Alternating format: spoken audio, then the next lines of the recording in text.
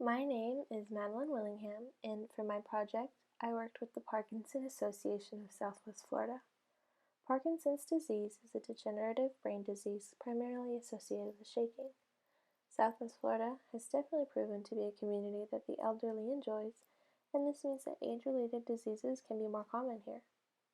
Because of this, organizations like the Parkinson Association are very important. I'll let Barb Johnson explain what it is that they do. Tell me about yourself and what Parkinson Association is.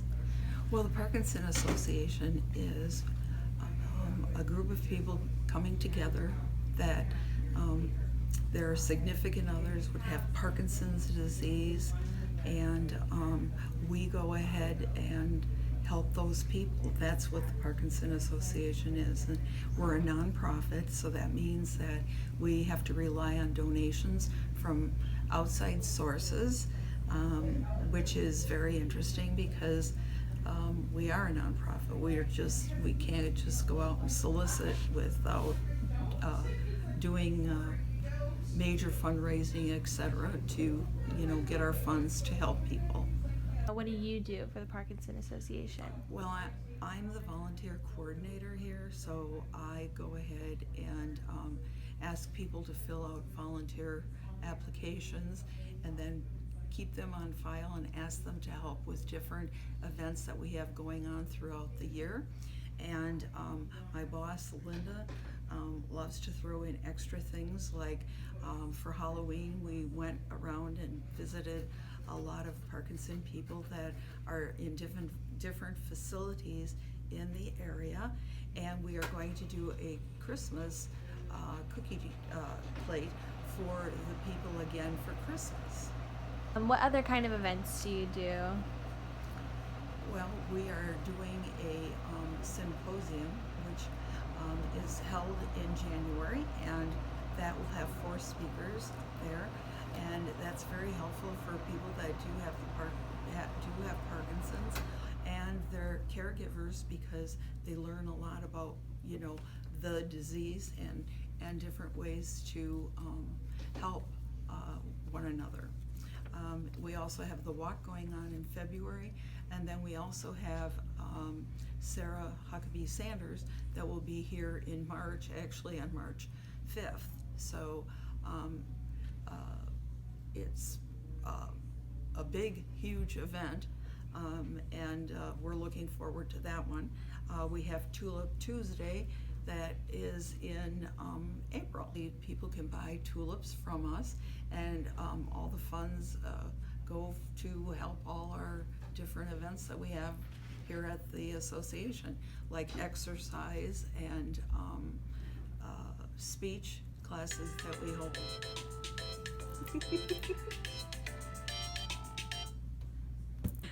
So what's the significance of the tulips, if there is any? The tulip is the international symbol for Parkinson's disease. Since you've been here, have you seen the Parkinson Association grow? Well, I remember coming as a caregiver to meetings here.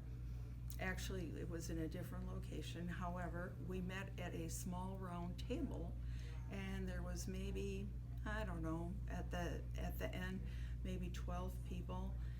And I know that they had other people that belonged to the association.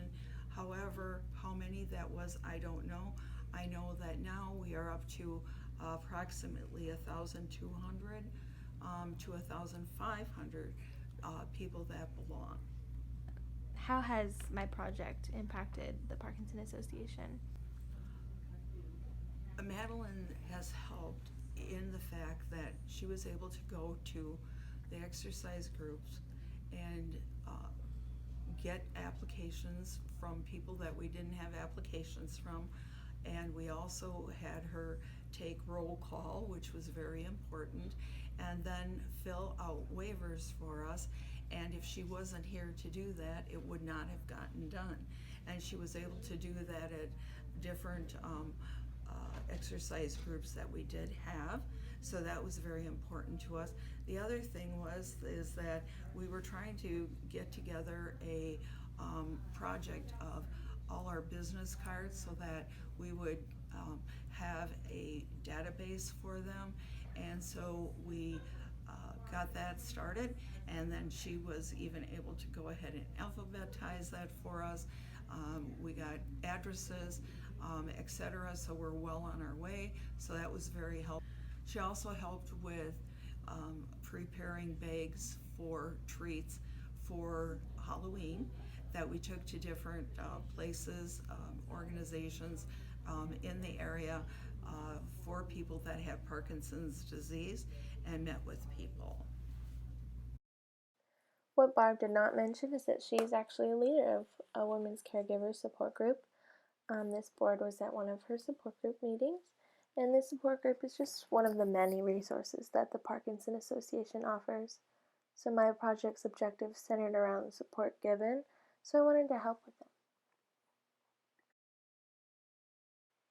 Like Barb mentioned, I went to the exercise classes, specifically the ones at the Carlisle and Keystone.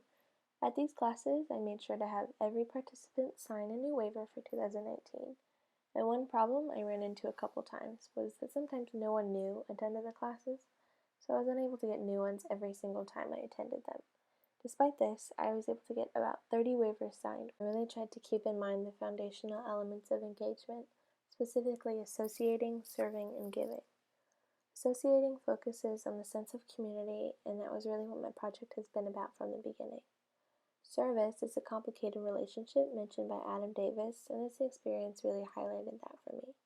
Giving our time, as described by Maya Angelou, is the best thing we can give, and I really agree with her perspective. My time at the Parkinson Association really helped me work on my skills of civic engagement. The many conversations I had with the Parkinson's patients helped me learn a lot more about PD and how to understand better and listen to others. My group partner, Nicole, is going to talk about her project now. Hi everyone, my name is Nicole and I'm a senior at Florida Gulf Coast University. I will actually be graduating this coming Sunday with an integrated studies degree with concentrations in criminal justice and sociology. For my last semester, I got to partake in a course called Civic Engagement. This course was all about community outreach.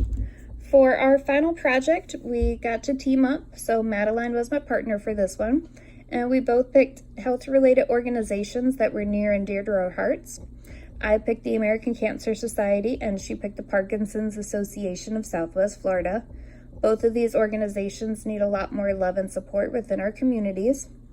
For my individual project, me and my committee members would go out into the community at least once a month, twice if we could, just to try to raise awareness and teach everybody about the services that the American Cancer Society has to offer, but also teach them about our American Cancer Society event that happens every year called the Relay for Life.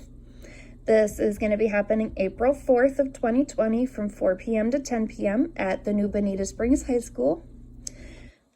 During this event, we have different ceremonies that happen within it. We kick it off with the Survivor Lap. Then once the sun starts to set, we do have the Luminary Ceremony, which is the ceremony that I'm in charge of and run. It is the saddest ceremony of them all, but it is the most impactful. I always suggest if you've never been to one, come join us, check it out. Everybody's been affected by cancer in some way. That doesn't mean that you've personally had to have cancer. You could know somebody that has it, a friend, a family, coworker, anybody like that. That means you've personally been affected. Here in the state of Florida, it is the state that has the second most cases of melanoma. So we always try to get out the word about the signs and symptoms. Early detection is key to becoming a survivor. 1 in 10 Floridians are told that they have skin cancer. We try to get that information out there. So any questions or concerns, you can always come check us out. You can contact the American Cancer Society. They are on call 24/7, 365 days a year. Cancer never sleeps, so they never sleep. Have a great day.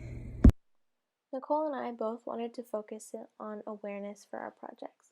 She taught me about the serious effects of cancer and how the American Cancer Society helps their community, and I hope she learned all about PD and how the Parkinson Association of Southwest Florida takes care of their community. I hope that our projects have amplified the importance of support in the medical community of Southwest Florida.